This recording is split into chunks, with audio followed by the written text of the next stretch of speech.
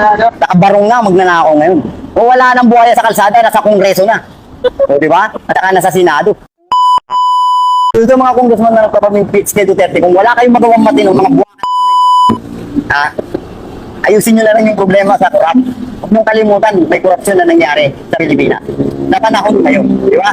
Walang linaw kung anong nangyari doon sa Quezon. Nilipat nyo kay Duterte ang issue para mabura sa isip ng tao ang korupsyon.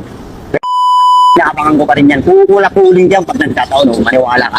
Mapalitan ng presidente na hindi pa naayos yan, bibiritin ko saan yan sa social media. Oo. Hindi po pwedeng maging ganun na lang. Tulad pa rin ng dati. Ang kurakot si Juan. Binaling kay Pedro ang kwento na wala ang kurakot ni Juan. Pera ng taong bayan yan, pare. Pinaghirapan ng taong bayan yan. Ginagamit nilang panggastos, ginagamit nilang pampasweldo, pampakain sa pamilya nila. Di ba? Hindi na nakaw lang. Hindi na pala madudungi sa magnanakaw ngayon. Nakabarong na. Di ba?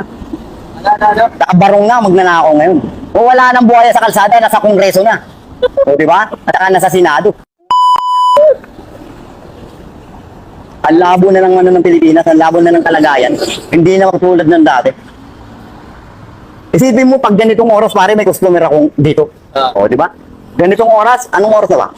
Alas 3. Magmula alas 7 ng umaga hanggang alas 3 ng hapon, may customer ako. Pero ngayon, ni isa, wala. Dahil alam mo kung bakit. Takot yung mga taong pumunta rito, pukin ng rito, dahil snatcher, dahil mandurukot, di ba? Sa totoo lang. O, sa totoo lang. Ngayon, sabi mo, maliwanag ang Pilipinas, maasenso. Asenso ang Pilipinas sa mga nabibenta ng drugs, sa mga magnanakaw, sa tirador, sa mandurukot. Yan ang asenso ng Pilipinas.